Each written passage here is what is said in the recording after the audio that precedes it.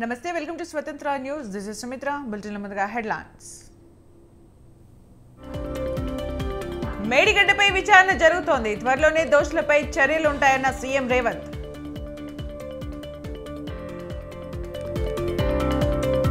ప్రతి మీటర్కు 200 యూనిట్లు ఉచితంగా ఇవ్వాల్సిందే, లేకపోతే పెద్ద ఎత్తున పోరాటం చేస్తామన్న కేటీఆర్.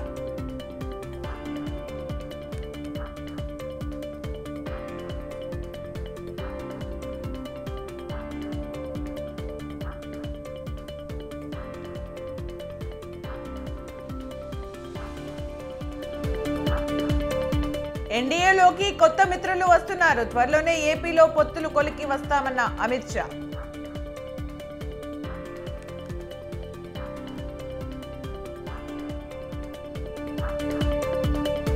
పొత్తులపై ఎలాంటి వ్యాఖ్యలు చేయొద్దు, జనసేన శ్రేణులకు పవన్ సూచనలు.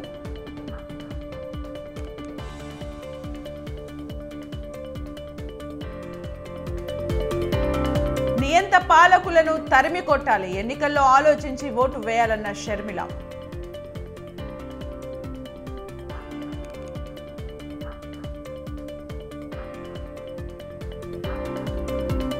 దేశవ్యాప్తంగా మార్పు కనిపిస్తోంది. ఎన్ని అడ్డంకులు ఎదురైనా అభివృద్ధి ఆగదన్న ప్రధాని మోదీ.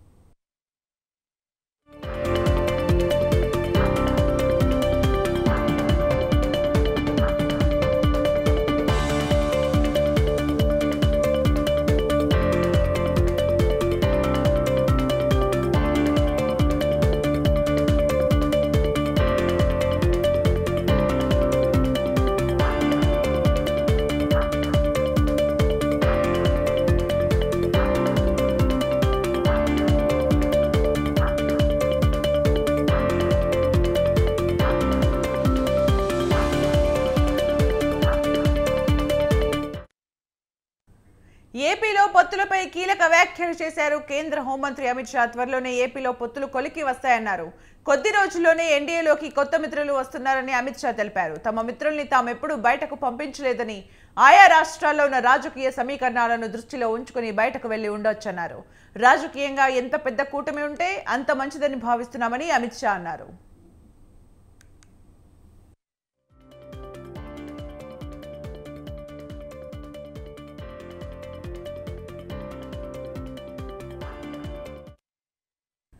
ఇటీవలే టీడీపీ అధినేత ఢిల్లీ వెళ్లొచ్చారు. అమిత్ షా నివాసానికి వెళ్లి ఏకాంతంగా భేటీ అయ్యారు చంద్రబాబు. ఈ సమావేశంలో ఇరువురు నేతలు పొత్తులు, సీట్ల పంపకాలపై నిశితంగా చర్చించినట్టు తెలుస్తోంది.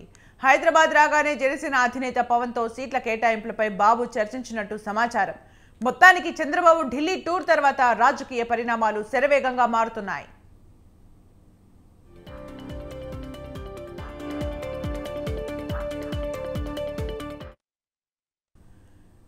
వాస్తవాల ప్రాతిపదికన బడ్జెట్ను ప్రవేశపెట్టామన్నారు సీఎం రేవంత్ రెడ్డి. గత ప్రభుత్వంలా కాగితాల్లో చూపించి అబద్ధాలు చెప్పదలుచుకోలేదన్నారు. రాష్ట్ర ప్రజలు వాస్తవిక బడ్జెట్ను అర్థం చేసుకోవాలన్న ముఖ్యమంత్రి, ప్రభుత్వానికి ఆదాయం తగ్గినా ఆర్టీసీకి 281 కోట్ల నిధులు విడుదల చేస్తున్నామన్నారు. నెక్లెస్ రోడ్లో 100 కొత్త బస్సులను ప్రారంభించిన ముఖ్యమంత్రి రేవంత్ రెడ్డి బీఆర్ఎస్ పై తీవ్ర వ్యాఖ్యలు చేశారు. తెలంగాణ వస్తే దీర్ఘకాలిక సమస్యలు పరిష్కారం అవుతాయని ఆర్టీసీ కార్మికులు భావించారని గుర్తు చేశారు. కానీ 90 రోజులు సమ్మె చేసినా గత ప్రభుత్వం కార్మికుల సమస్యల్ని పరిష్కరించలేదన్నారు. 36 మంది కార్మికులు మరణించినా వారి కుటుంబాల గురించి పట్టించుకోలేదన్నారు.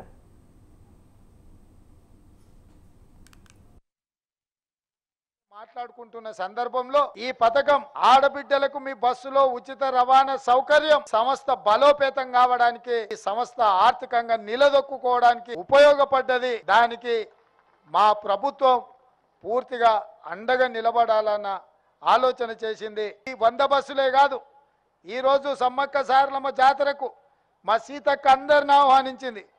రాష్ట్రం నలుమూలలో ఉన్న ఆడబిడ్డలందరూ కూడా అక్కడ సమ్మక్క సారలమ్మ జాతరకు వెళ్తే ఇబ్బంది జరగొద్దని ఇలా 100 బస్సులు కొత్తవి అదనంగా ఈరోజు తీసుకోవడం జరిగింది. శ్రీశైలం పుణ్యక్షేత్రం పోవడానికి కూడా 10 బస్సులు పెట్టడం జరిగింది. అదేవిధంగా సజ్జనార్ గారు ఇంకా 1300 పైచీలకు బస్సులు కొత్తవి కొనాలి, వాటికి కూడా ప్రభుత్వం వైపు నుంచి సహకారం ఉండాలి అన్నారు. తప్పకుండా పెద్దలు బట్టి విక్రమార్క గారు ఈ విషయాన్ని కూడా పరిగణలోకి తీసుకొని ఆర్టీసీ సంస్థలో వందలాది కొత్త బస్సులను కొనుగోలు చేయడానికి వారు మీకు అండగా నిలబడతారు. నేను అడిగిన బట్టి గారిని, పోయిన సంవత్సరం 2,90,000 కోట్లు ఉంటే ఈసారి ఇంకా 50-60,000 కోట్లు పెరగాలి కదా, మరి మీరు 15,000 కోట్లు తగ్గించి బడ్జెట్ ప్రవేశపెడితే ప్రతిపక్షంలో అసలే అబద్ధాలు మాట్లాడేటోళ్ళు ఉన్నారు, ఉన్నది లేనిది ఉత్తదే బట్టగాల్చి ముఖం మీద వేసేటోళ్ళు ఉన్నారు. ఎట్లా ఎదుర్కొంటావంటే నిజం నా దగ్గర ఉంది, నిజం నిప్పు లాంటిది, ఎవరు అబద్ధాలు చెప్పినా అది చూస్తూ ఊరుకోదు, వాళ్ళు ఏం మాట్లాడినా నేను నిలబడి సమాధానం చెప్తా, నేను చూసుకుంటా, నిజాలే చెప్తానని చెప్పి వాస్తవాల ప్రాతిపదికన ఈరోజు రాష్ట్ర శాసనసభలో 2,75,891 కోట్ల రూపాయల బడ్జెట్ను ప్రవేశపెట్టిండు. ఆదాయం తగ్గిన మీకు ప్రభుత్వం ప్రవేశపెట్టిన బడ్జెట్ రైతుల్ని ప్రజల్ని నిరాశపరిచిందని మాజీ మంత్రి హరీష్ రావు అన్నారు. మాటలతో వచ్చిన ప్రభుత్వం బడ్జెట్లో కూడా అదే తీరును కొనసాగించిందన్నారు. కొండంత ఆశను చూపి గోరంత కూడా ఇవ్వలేదని విమర్శించారు. అన్నం పెట్టే రైతన్నల నోట్లో మట్టి కొట్టే విధంగా బడ్జెట్ ఉందంటూ ఘాటు విమర్శలు చేశారు. రైతు బంధు, రుణమాఫీ, బోనస్ కు బడ్జెట్ కేటాయింపులు లేవన్న హరీష్ రావు రైతుల విషయంలో ప్రభుత్వం మోసం చేసిందన్నారు. 2 లక్షల రుణమాఫీకి 40,000 కోట్లు అవసరమవుతాయని, కానీ ప్రభుత్వం 4 రూపాయలు కూడా ఇవ్వలేదన్నారు.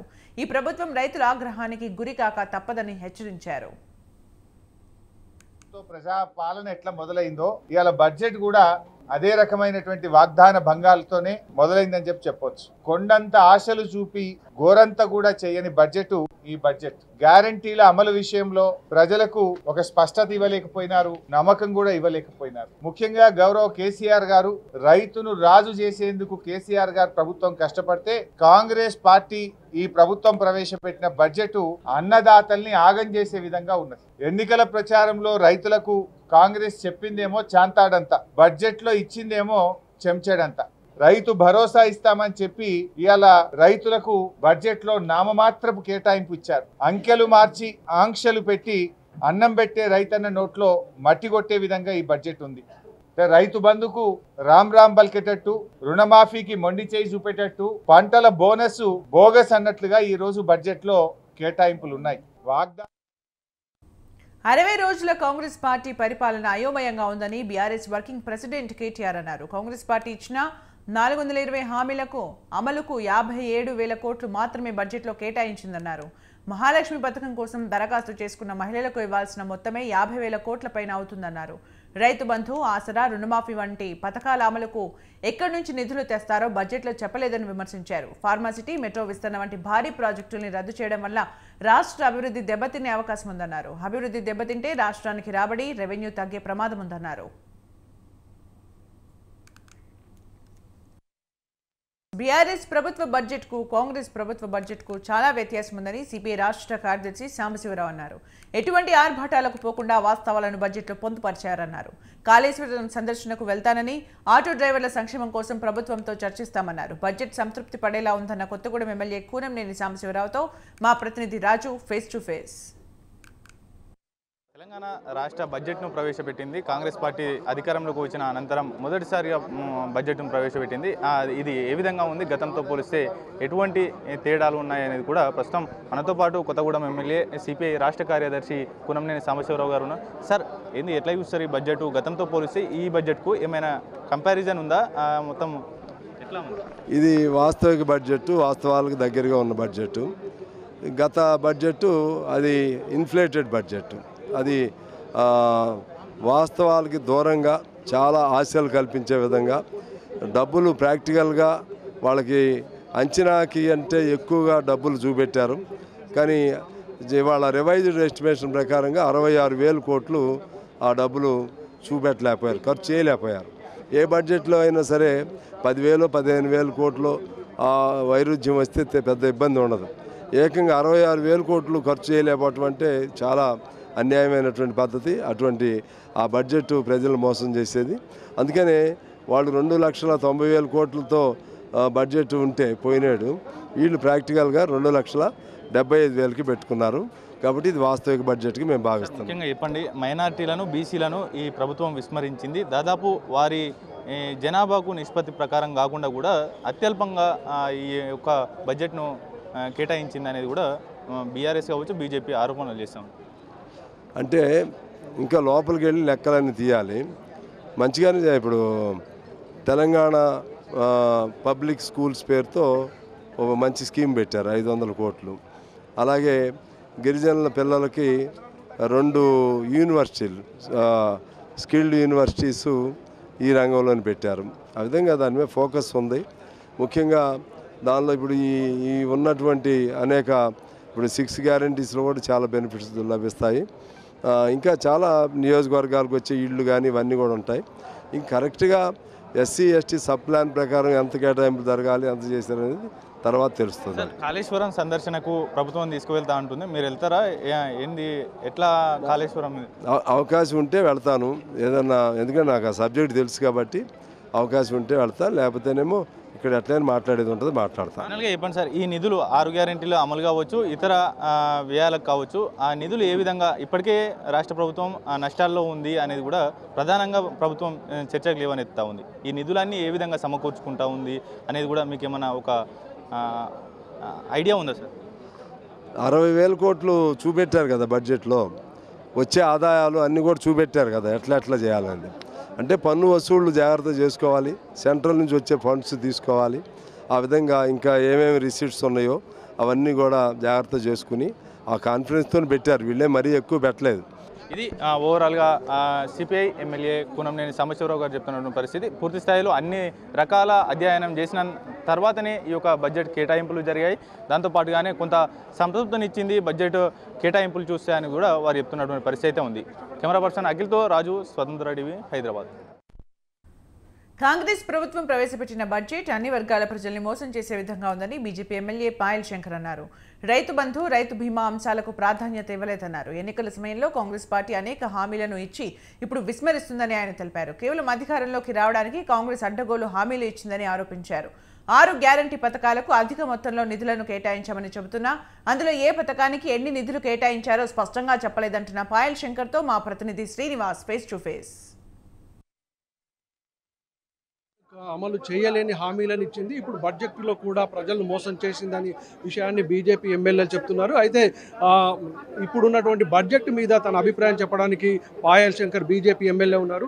బడ్జెట్ ఏ విధంగా ఉందంటే పూర్తిగా రాష్ట్ర ప్రజలను మోసం చేసే విధంగా ఉన్నది.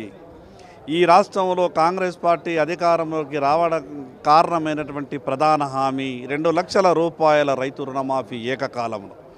మేము అనుకున్నాం అధికారంలోకి కాంగ్రెస్ పార్టీ వచ్చింది కాబట్టి రైతులకు సంబంధించినటువంటి 2 లక్షల రూపాయల రుణమాఫీ ఏకకాలంలో చేసేటటువంటి పనిని బడ్జెట్లో వీళ్ళు ప్రతిపాదిస్తారేమో, కేటాయింపులు చేస్తారేమో అనుకున్నాం. కానీ ₹1 కూడా కేటాయింపు జరగలేదు. అంటే అధికారంలోకి రాకముందు ఒక మాట, అధికారంలోకి వచ్చిన తర్వాత ఇంకో మాట. కాంగ్రెస్ పార్టీ నైజం ఈరోజు బయటపడ్డది.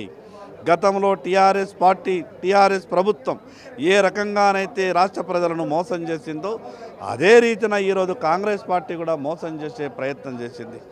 జనాభాలో 56% ఉన్నటువంటి బీసీలకు కేటాయింపులలో కూడా అన్యాయం జరిగింది. గాలా గొప్పగా చెప్పిండ్రు, రాష్ట్రంలో అధికారంలోకి వచ్చిన వెంటనే రైతులకు పంటల బీమా పథకాన్ని తీసుకొస్తామని చెప్పి మేము ఆశించినాం. అధికారంలోకి వచ్చాను కాబట్టి పంటల బీమా పథకానికి కేటాయింపులు ఉంటాయని. కానీ ₹1 కూడా పంటల బీమా పథకానికి కేటాయింపు జరగలేదు. మేము చెప్పినాం, కేంద్ర ప్రభుత్వం గొప్పగా ప్రవేశపెట్టింది ప్రధానమంత్రి ఫసల్ బీమా యోజన పథకం.